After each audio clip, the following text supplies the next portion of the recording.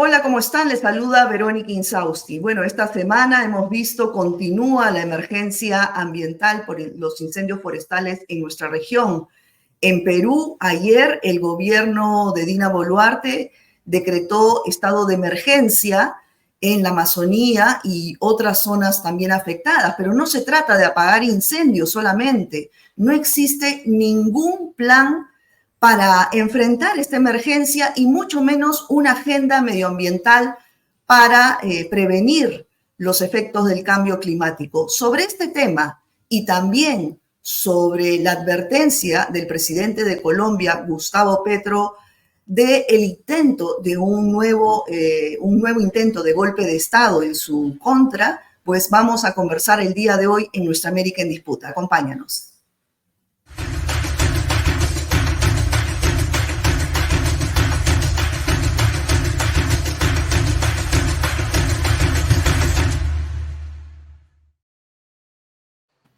Hola, ¿qué tal? ¿Cómo están? Bienvenidos a una nueva edición del programa Nuestra América en Disputa. Estamos en vivo y en simultáneo por las señales de NTV Noticias, Huayca, Sedes Ecuador y Sede Trabajo Colombia. A partir de ahora, pues, espero que nos acompañen con sus comentarios, sus preguntas para los temas y los entrevistados que tendremos el día de hoy.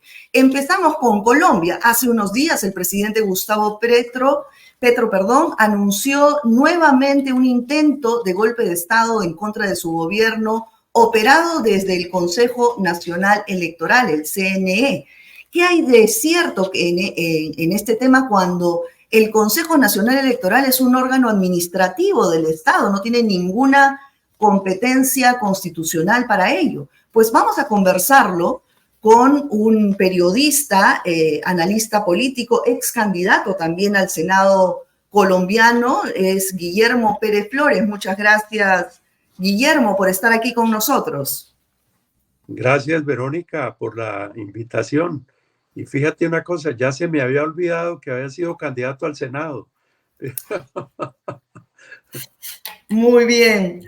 Bueno, Guillermo, cuéntanos ¿por qué el presidente denuncia que el Consejo Nacional Electoral estaría buscando su vacancia? Bueno, lo primero que hay que tener claro y entender es que existe un pulso político muy fuerte entre lo que podríamos denominar el establecimiento tradicional, que tiene mayorías en el Congreso de la República, y la tendencia que representa el presidente Gustavo Petro. Es un líder progresista que llega a la presidencia, gana, pero no obtiene las mayorías en el Congreso, ni en Senado, ni en Cámara. El Congreso colombiano es bicameral. Y eso ha generado pues dos mandatos políticos. En un principio, el presidente Petro le dio participación a casi todas las fuerzas políticas que estuvieron dispuestos a trabajar con él. Sin embargo, parecía como si esta participación no entrañara a su vez un compromiso programático. Y eso llevó a que muy pronto se rompiera esa coalición de gobierno y comenzara a darse ese pulso político. Y el presidente viene denunciando desde hace ya más de un año la existencia de un golpe o el intento de sacarlo del poder en lo que él denomina un golpe blando a través de judicializar la política.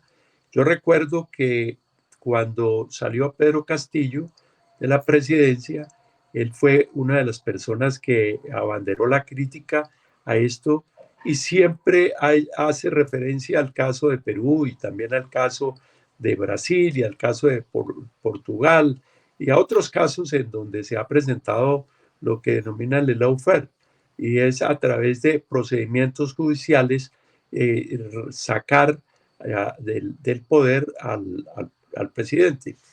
Ahora, Guillermo, disculpa que te interrumpa, sí, pero el presidente Petro, si bien lo mencionas, desde hace un año viene denunciando intentos de golpe. ¿Por qué hace unos días nuevamente ha advertido de este intento del Consejo Nacional Electoral. Si el Consejo Nacional no, es un órgano administrativo, no tiene competencia para vacar a un presidente, ¿cuál sería, digamos, la figura para concretar este golpe de ser así?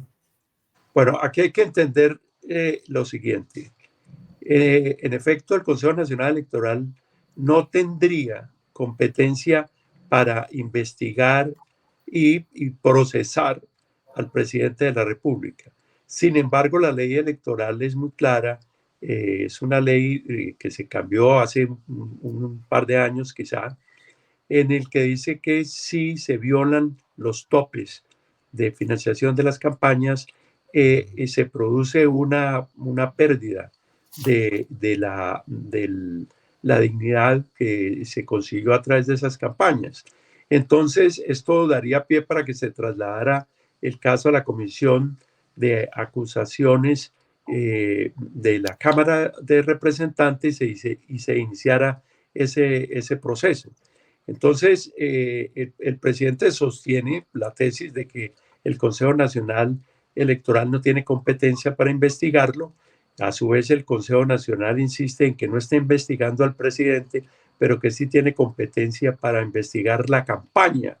Y es un matiz de interpretación que indiscutiblemente pues, conduciría a lo mismo. Puede investigar la campaña y por ese el expediente de la campaña crearle un proceso judicial en la Comisión de Acusaciones para conseguir la vacancia presidencial y que se le juzgue y se le retire, se le destituya.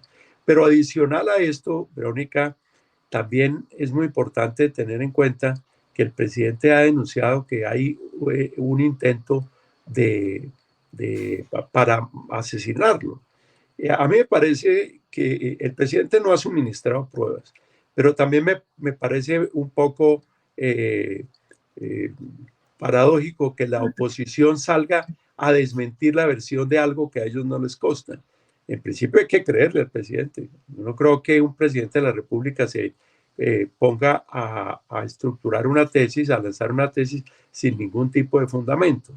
Y finalmente, tener en cuenta que la oposición, después de la ruptura de ese primer intento de tener un acuerdo nacional, como él lo denominó, pues se ha dedicado a una crítica constante y a una labor de obstrucción en el Congreso de la República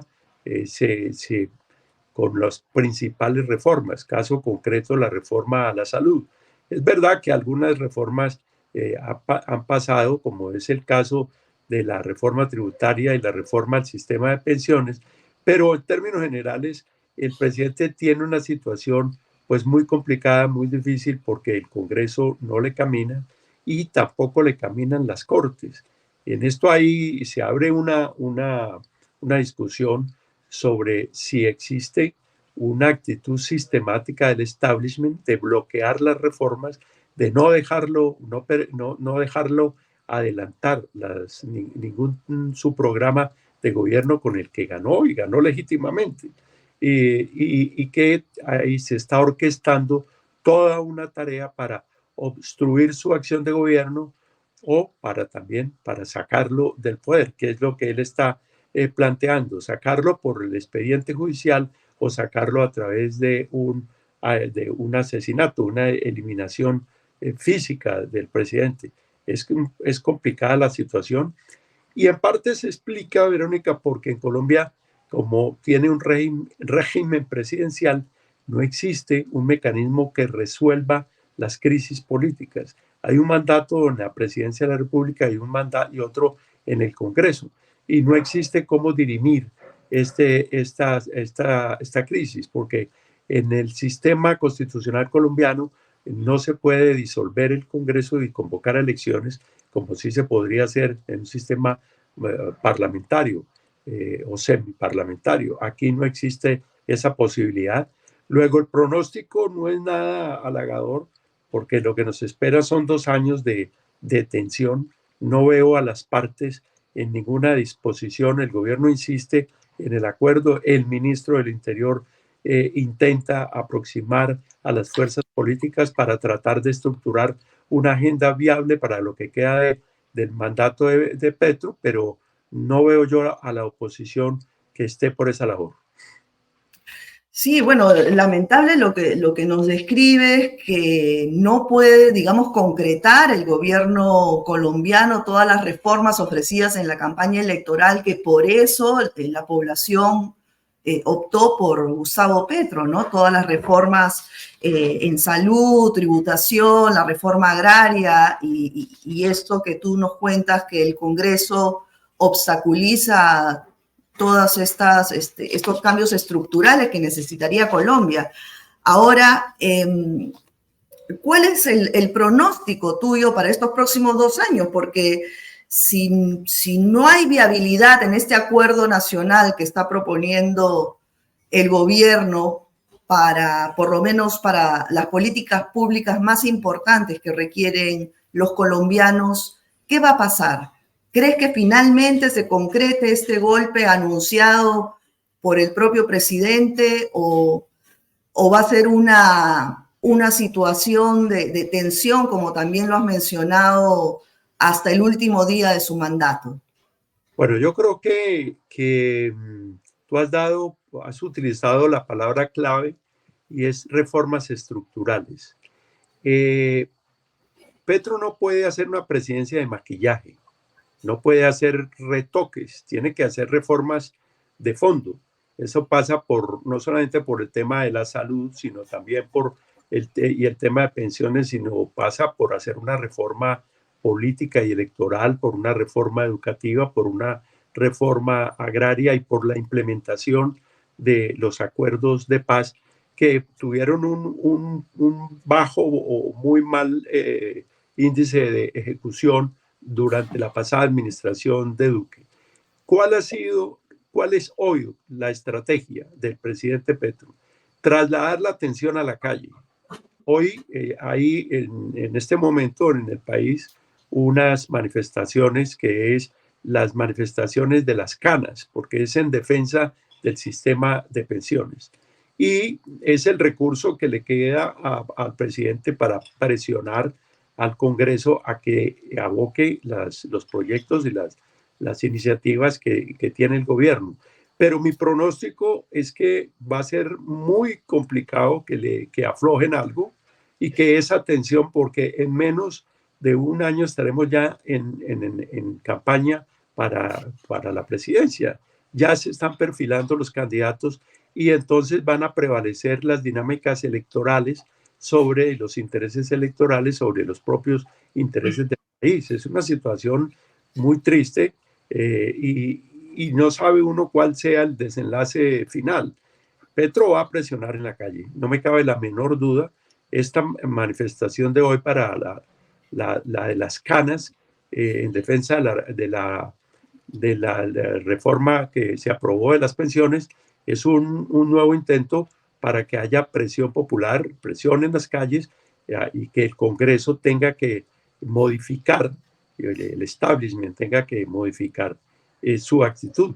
Sin embargo, uno no sabe cuál sea la lectura de ese otro lado y a lo mejor ellos piensan que lo que más les conviene es tensar la cuerda y seguir coreando el fuera Petro, que se ha vuelto pues popular en varios de ellos y que lo que quieren es que Petro se vaya incluso antes de terminar su mandato. Entonces estamos en una crisis política que no se le ve luz al final del túnel, no se ve una crisis sin callejón de salida al día de hoy.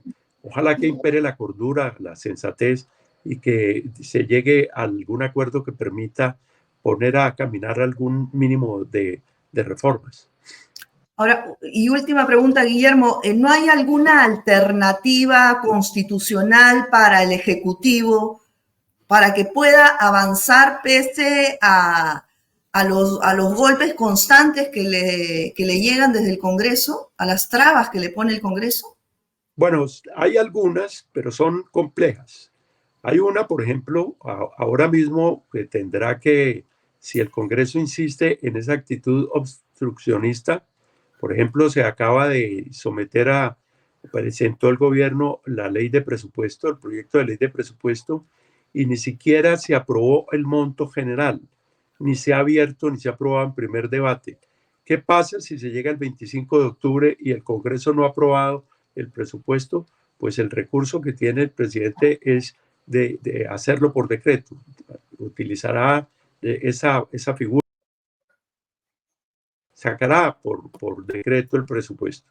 Y existen otras alternativas, como podrían ser, de las cuales ha hablado el presidente, como podrían ser la convocatoria de una asamblea constituyente y la convocatoria a un referendo constitucional, pero ambas pasan por el Congreso de la República. Entonces, el nudo sigue allí. Cabría una opción mucho más audaz, pero de más riesgo y de más polarización, que se podría caer en la Corte, y es que en la Corte Constitucional, y es que el presidente utilice la figura de la conmoción interior o de emergencia económica para, dependiendo la materia, para impulsar algunas de sus reformas. Pero no lo veo sencillo, no lo veo complicado, no lo veo fácil, lo veo sumamente complicado. La economía no es que vaya mal, pero tampoco es para echar cohetes, ¿no? Entonces, son situaciones muy críticas, y cualquier resbalón podría generar una crisis económica, y el gobierno está en este momento interesado es en reactivar la economía. Es lo más importante para que se comience a la gente a ver resultados, que le lleguen, que se mueva la economía y que mejore el empleo y que las empresas puedan despegar. Así es complejo el panorama que se vive en Colombia, según los has comentado al detalle. Yo te agradezco, Guillermo, por tu participación en el programa. Vamos a seguir viendo de cerca este tema y esperamos tenerte en una próxima oportunidad. Con todo gusto, Verónica, encantado de conversar contigo. Quisiera tener una lectura un poco más optimista, y una perspectiva de esperanza, pero te doy la radiografía, lo que veo al día de hoy. Hago votos porque esto mejore, y que en el transcurso del mes entrante haya luz de que se desbloquee la situación.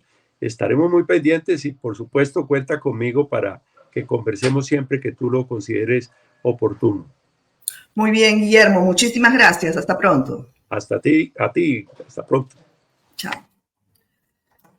Bueno, difícil la problemática que viven los colombianos en este momento. Es una guerra constante entre el Ejecutivo y el Legislativo, como acabamos de escuchar por el especialista Guillermo Pérez Flores desde Bogotá.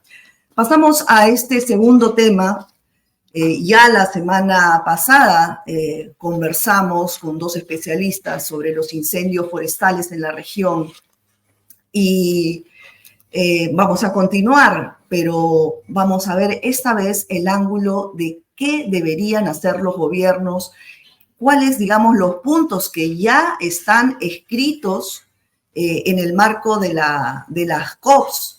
Se han hecho sendos compromisos, los gobiernos han firmado lo que deberían hacer para trabajar en una agenda por el cambio climático y ver sus efectos. Pero bueno, hasta ahora lo único que han hecho los gobiernos en nuestra región, que lo hemos visto, ha sido apagar los incendios, pero no hay una agenda concreta.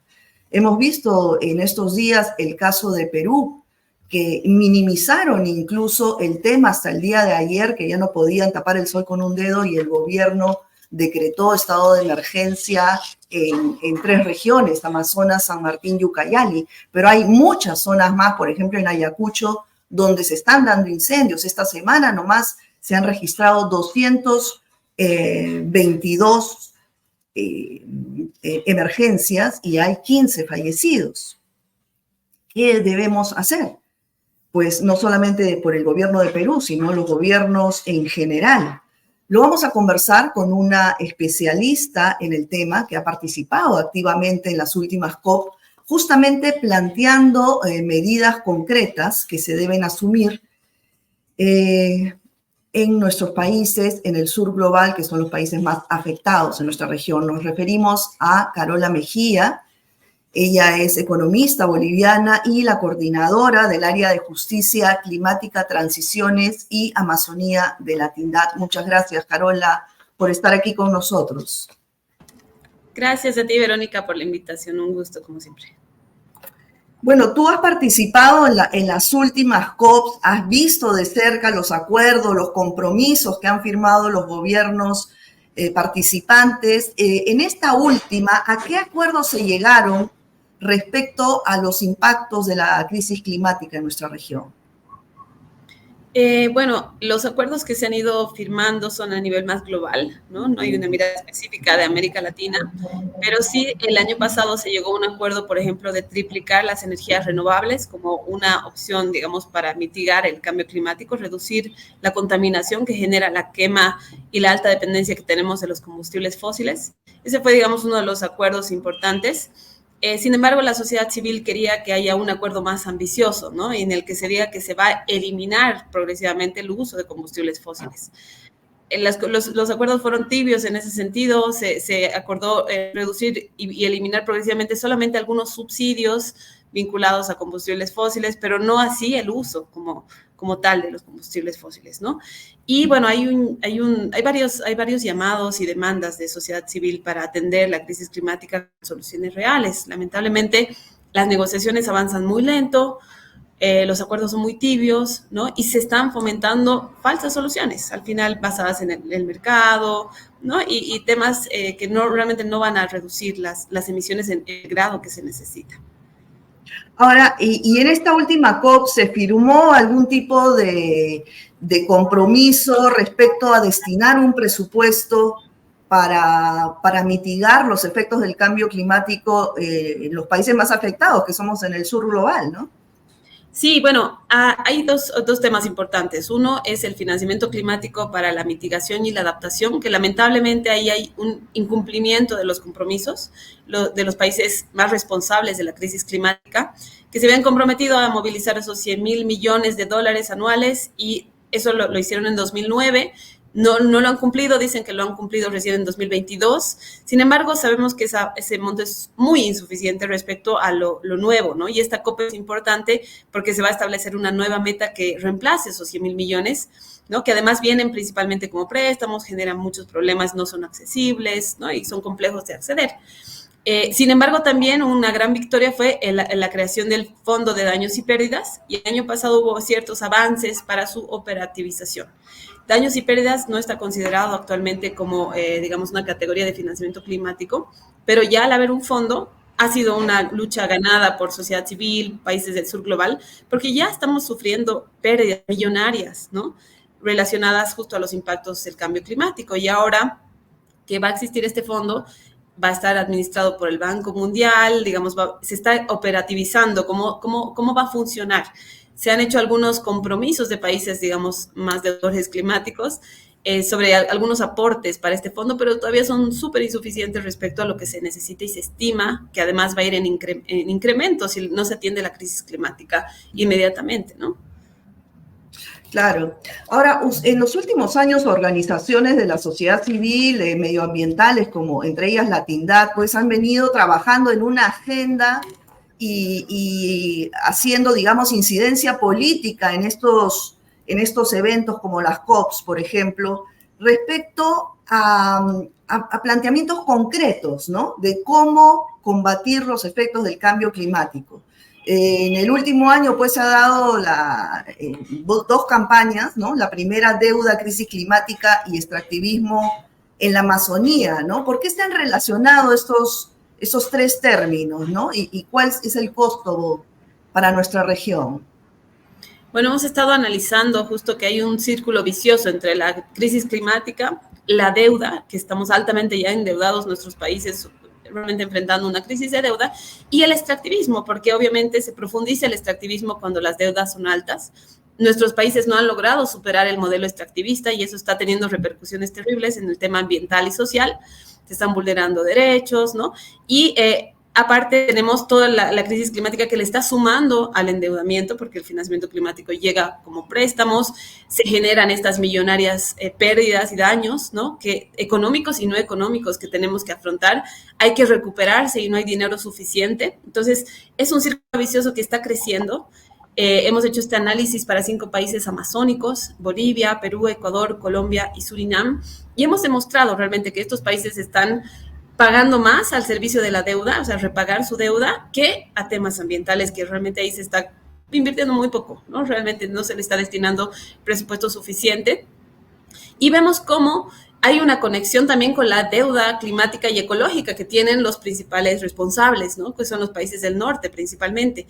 Y estos países del norte son los que nos imponen un sistema financiero neocolonial que nos sigue haciendo endeudar, que nos mantiene bajo condicionalidades y además se benefician de este extractivismo porque son ellos los que reciben los recursos naturales que se extraen de nuestros países y que están haciendo tanto daño y que nos han vendido siempre con esta idea de que íbamos a crecer, ¿no? Que este extractivismo nos iba a llevar a generar más ingreso, más renta. Sin embargo, no es así. Seguimos enfrentando serios problemas estructurales vinculados a la pobreza, somos la región más desigual del mundo, ¿no?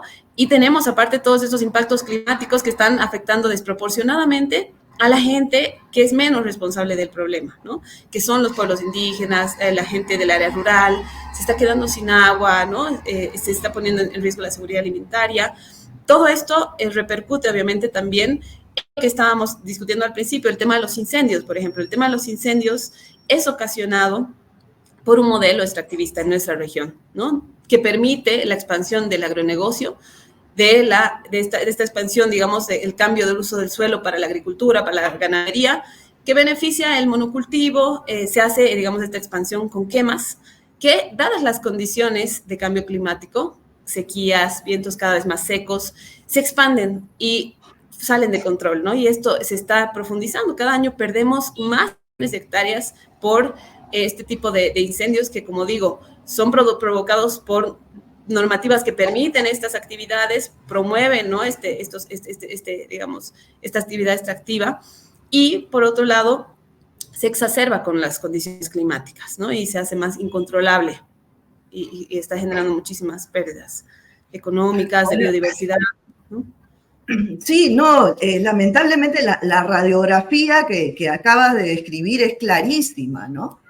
Ahora, el tema es que, ¿por qué los estados, si saben cómo tienen el ABC de cómo combatir, de cómo enfrentar esta situación, no han hecho nada? Yo recuerdo también una última campaña de las organizaciones a nivel internacional, que también participó la Tindad, que se titulaba El tiempo se acaba, el futuro es ya, ¿no? Y ahí se plantea qué es las medidas concretas que deberían hacer desde los estados. Pero ¿algún estado está haciendo algo al respecto?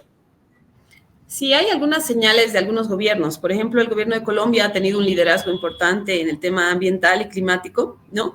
En la COP pasada firmaron, se adhirieron a un tratado muy importante que es de no proliferación de combustibles fósiles en la Amazonía, que es una señal enorme, ¿no? Están apostándole a esa transición energética y económica, ¿no? Para ya dejar de depender de esta exportación de combustibles fósiles y más bien diversificar su economía, fomentar la inversión en energías renovables. Y creo que ahí tienen ellos, digamos, un avance más importante y más claro. Los otros países del sur tienen un discurso interesante, sin embargo, siguen promoviendo estas actividades extractivas, ¿no? Invirtiendo en sectores hidrocarburíferos, mineros, agrícola, de agroindustria sobre todo, para garantizar ese ingreso a corto plazo, ¿no? Como que están priorizando también la situación económica, por ejemplo, en mi país, en Bolivia, hace que esto sea más difícil de cambiar, ¿no? Entonces, lamentablemente, a nivel, digamos, internacional están exigiendo cosas, pero a nivel nacional no las están cumpliendo, digamos, en casa, ¿no? Y no están aplicando políticas suficientemente ambiciosas para hacer estos cambios a nivel económico, a nivel energético, ¿no? Realmente necesitamos nuevos modelos de desarrollo que respeten la naturaleza, que tengan en cuenta que el planeta tiene límites naturales que estamos sobrepasando y nos estamos conduciendo nosotros mismos a una crisis climática, de pérdida de biodiversidad y ambiental que nos puede significar una extinción masiva realmente en pocos años, si no se revierten las cosas, ¿no? Pero lamentablemente seguimos en ese camino de deforestación, de inversión en sectores extractivos, ¿no? Y de vulneración de derechos, que es también algo que duele y que es complicado de atender. Sí, bueno, lamentablemente parece que no hubiera conciencia por parte de los gobiernos, ¿no? Porque como tú bien señalas, tienen una mirada cortoplacista. Y bueno, en la última década, pues los incendios forestales han aumentado en 50% en el mundo, no solamente en nuestra región, ¿no? Y esto por lo que señalas, bueno, venimos de 7 años de sequías consecutivas, ¿no? 7 años consecutivos, justamente como efectos del cambio climático, y en estas épocas, justamente que empiezan las campañas agrícolas, que empiezan a quemar los pastizales para iniciar las nuevas campañas, es donde empiezan pues los incendios, ¿no? Ahora, ¿hay otra forma de emprender la producción agrícola que no sea causando todos estos incendios? Sí, te comento que cuando estuvimos en el FOSPA, tuvimos la oportunidad de visitar una comunidad que había sido afectada por los incendios, una comunidad indígena en Bolivia, de la Amazonía, que había sido afectada por los incendios, y ellos justamente preocupados por todo lo que había sucedido y por toda la pérdida que habían tenido el año pasado, estaban promoviendo más bien expansión, digamos, de sus territorios para producir sin quema. Y esto implicaba, por ejemplo, hacer un raleo con motosierras, ¿no? O sea, ir cortando los árboles y todo, y esto dejarlo en el piso para que incluso nutra el suelo. Hay formas. Obviamente, incendiar un área, un predio es más rápido, ¿no? Sin embargo, las consecuencias que estamos viviendo son terribles. Y en Bolivia, por ejemplo, veíamos que la mayor parte de estos incendios se han dado en territorios, en terrenos que son de empresarios, digamos, grandes terrenos y expansiones, digamos, extensiones de tierra que se dedican a ganadería, sobre todo, a la agroindustria y al monocultivo, y en territorios de empresarios medios, ¿no? No tanto en comunidades pequeñas, ¿no? Estas comunidades pequeñas son más responsables. De hecho, estas comunidades nos estaban enseñando que tienen formas de controlar la expansión del fuego, tienen formas de rotar sus cultivos para no necesariamente expandir su territorio, digamos, cultivable, sino más bien hacer uso eficiente de la tierra. Entonces, sí hay formas. La cosa es que se tienen que promover esas formas, se tienen que castigar a los que generan los incendios, y eso está muy laxo en nuestros países. Y por eso también no hay responsables, ¿no? Y hay normativas, lamentablemente, y políticas que están promoviendo estas prácticas.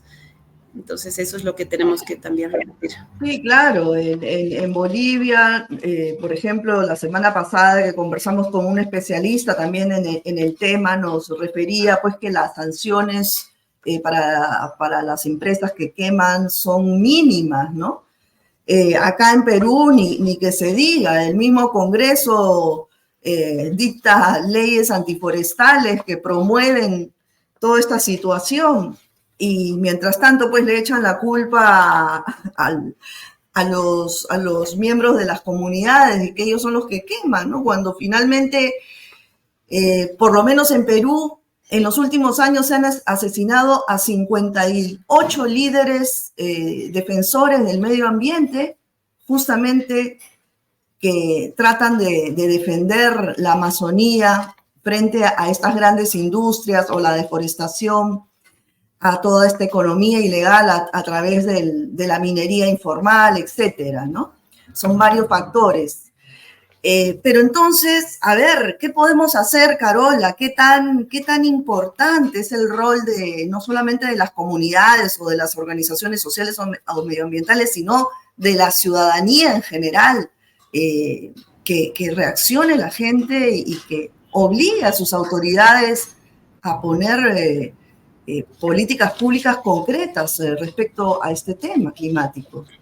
Sí, yo creo que la gente se está sensibilizando sobre el tema, ¿no? Creo que es un tema muy, muy crítico. En Bolivia, por lo menos, Desde 2019 a 2024 se han quemado 28.6 millones de hectáreas de bosque, ¿no? Y de áreas muy importantes para la biodiversidad, donde habitan comunidades indígenas que han tenido que migrar y salir de sus territorios. Y creo que cada vez yo veo en gente que no está tan involucrada con la agenda un activismo, digamos, ciudadano, pidiéndole al gobierno que exija la declaratoria de emergencia, por ejemplo, que al final lo hicieron acá en Bolivia, que me alegra que lo hayan hecho en Perú. Eso viabiliza el ingreso de recursos para atender la emergencia. Pero también ayer, por ejemplo, en Bolivia se daba la noticia que se había logrado en el Senado derogar una de estas leyes incendiarias, que como le llaman acá, ¿no? Entonces creo que esa presión social sí puede tener estos efectos, estos impactos, digamos, ¿no? rápidos. Lamentablemente se hacen ya cuando el problema sucede, ¿no? Y cuando deja de suceder el problema, la gente se olvida.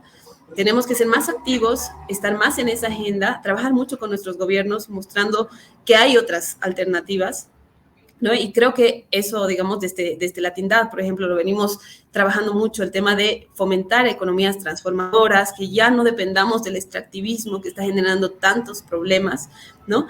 Que atendamos la crisis climática con una mirada más sistémica, integral, ¿no? Que exijamos al mundo financiamiento justo, porque también hay un tema de reparaciones también y de responsabilidades comunes pero diferenciadas, y el norte tiene una responsabilidad grande también que tiene que asumir, pero también en nuestros territorios. Los gobiernos tienen que dejar de promover prácticas que generan más deforestación, más impactos sociales y ambientales, y tienen que destinar más dinero a la preservación y a la conservación. Y sabes, este año es importante en la región porque vamos a tener en octubre la COP16 de biodiversidad en Cali, ¿no? Y ese es otro momento, es otro espacio donde justo podemos visibilizar todas estas demandas, todas estas preocupaciones que tenemos desde sociedad civil, desde pueblos indígenas, y unificar las voces y la lucha y tratar de incidir en las decisiones políticas para que se tomen las medidas adecuadas y se proteja la naturaleza, ¿no? Ya estamos llegando a un punto realmente complicado y de no retorno, entonces tenemos que cambiar totalmente nuestras prácticas. Así es, Carola. Como tú dices, es un trabajo arduo y de muchos años que vienen haciendo las organizaciones medioambientales, sociales, de incidencia y tratar de concientizar a las autoridades políticas, ¿no? Pero pienso como tú en que sin el rol activo de la sociedad en general, nada va a cambiar. Entonces, lo que toca sobre todo es que las personas empiecen a no solo a tomar conciencia, sino a tener un rol activo de defensa del medio ambiente, ¿no? Antes que sea demasiado tarde. Sí, y hay que apoyar la lucha de nuestras comunidades también. No puede ser que ellos pongan siempre la vida en riesgo, ¿no? Porque son los que están habitando este territorio. Tenemos que unirnos a sus demandas, a sus propuestas, visibilizar estas propuestas como la que te comentaba de esta comunidad indígena, ¿no? Que tenía una solución, que quería que se visibilice con el gobierno para que se empiece a promover, ¿no? En otros espacios y dejen de ponerles en riesgo con los incendios, por ejemplo, ¿no? Bueno, muchísimas gracias, Carola, por participar en el programa. Un gusto siempre conversar contigo. No, muchísimas gracias a ti, Verónica, por el espacio y, bueno, estamos siempre en contacto. Muy bien, gracias. Fue Carola Mejía desde Bolivia. Ella es coordinadora del área de justicia climática, transiciones y Amazonía de Latindad. Bueno, amigos, esto ha sido todo por hoy. Nos vemos en una próxima edición del programa Nuestra América en Disputa. Cuídense mucho. Chao.